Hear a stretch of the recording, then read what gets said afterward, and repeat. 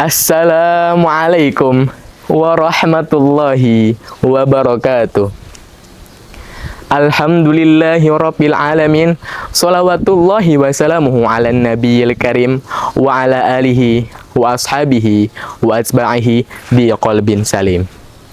Pertama-tama, marilah kita panjatkan puja-puji syukur kehadirat Allah Subhanahu wa taala yang telah memberikan rahmat, hidayah serta inayahnya kepada kita semua pada detik saat ini. Tak luput, sholawat ma'assalam marilah kita junjungkan kepada baginda alam Nabi besar Sayyidina wa Maulana Muhammad sallallahu alaihi wasallam. Allahumma sholli ala Sayyidina Muhammad. Para pemirsa rahimakumullah, perlu kita ketahui bahwasanya agama Islam tidak mengajarkan dan memerintahkan kita untuk hanya beribadah saja. Akan tetapi, agama Islam memerintahkan kita untuk bekerja dan berusaha dalam setiap hidupnya. Sebagaimana firman Allah Subhanahu wa taala. A'udzu billahi minasyaitonir rajim. Bismillahirrahmanirrahim. فَإِذَا قُضِيَتِ الصَّلَاةُ فَانْتَشِرُوا فِي الْأَرْضِ وَابْتَغُوا مِنْ فَضْلِ اللَّهِ وَاذْكُرُوا اللَّهَ كَثِيرًا لَعَلَّكُمْ تُفْلِحُونَ.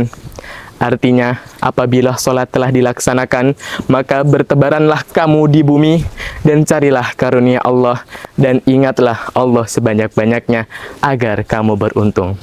Quran Surat Al-Jumu'ah ayat 10. Tidak hanya itu, Allah Subhanahu wa taala menurunkan agama Islam sebagai agama rahmatan lil alamin, yaitu agama rahmat bagi seluruh alam semesta. Konsep rahmatan lil alamin ini dapat diimplementasikan dengan berbagai aspek kehidupan, khususnya aspek yang dapat mempengaruhi keberlangsungan hidup manusia, yakni aspek ekonomi.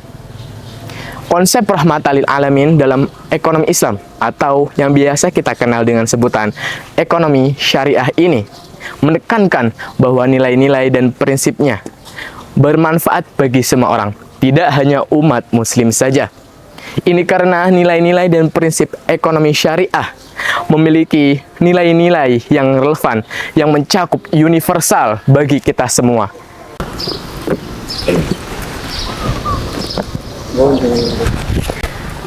Nilai dan prinsip ekonomi syariah ini dihadirkan dengan tujuan untuk meratakan keadilan, membangun ekonomi umat sehingga tercipta sistem ekonomi masyarakat yang lebih sejahtera. Lantas, kita selaku umat muslim sudah patutnya untuk mengetahui dan mengamalkan nilai dan prinsip ekonomi syariah ini. Sejatinya, nilai dan prinsip ekonomi syariah ini diturunkan secara langsung dari inti ajaran agama Islam, yakni Al-Quran, hadis, dan kesepakatan para ulama. Nilai inti ajaran agama Islam ini dapat diterjemahkan menjadi 4 nilai dasar yang membedakan sistem ekonomi Islam dengan sistem ekonomi lainnya. Nilai yang pertama adalah kepemilikan. Sesungguhnya, pada hakikatnya segala sesuatu adalah kepemilikan absolut milik Allah dan manusia dipercaya sebagai pengelolanya. Tentunya, pemahaman ini sangat penting karena agama Islam menganjurkan kita agar kegiatan ekonomi diiringi dengan kegiatan kedermawanan. Dan yang kedua adalah berusaha dengan berkeadilan. Adil dalam konsep syariah bukan sama rata, melainkan suatu keadaan di mana suatu individu mendapatkan hak dan kewajiban secara sama. Hal ini mencegah kita untuk menumpuk harta dan menganjurkan kita untuk memberikan sebagian harta kita untuk kepentingan sosial.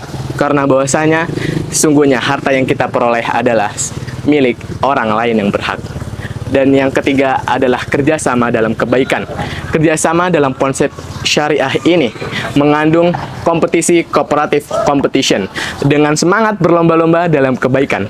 Dan yang terakhir adalah pertumbuhan yang seimbang, pengelolaan harta yang memperhatikan keseimbangan spiritual dan kelestarian alam. Dan ekonomi syariah memiliki 5 instrumen yang terdiri dari 2 instrumen larangan, yaitu yang pertama adalah instrumen zakat. Instrumen zakat ini memiliki prinsip dasar pengendalian pengendalian harta individu, dan pendistribusian harta masyarakat untuk menjamin kehidupan seluruh masyarakat. Dengan adanya instrumen zakat ini, kehidupan seluruh masyarakat terjamin oleh instrumen zakat ini. Dan yang kedua adalah instrumen pelarangan. Larangan ini meliputi larangan transaksi riba dan transaksi judi. Tentunya kedua hal ini merupakan masalah terbesar yang ada di negara tercinta kita ini, yang mengakibatkan ketidakadilan dalam transaksi dan ketidakadanya perputaran ekonomi di negara ini, yang mengakibatkan sistem ekonomi akan hancur.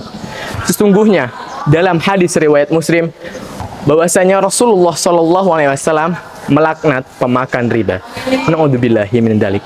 Dan yang selanjutnya adalah instrumen berpartisipasi sosial, yakni meliputi infak, sodakoh, dan wakaf.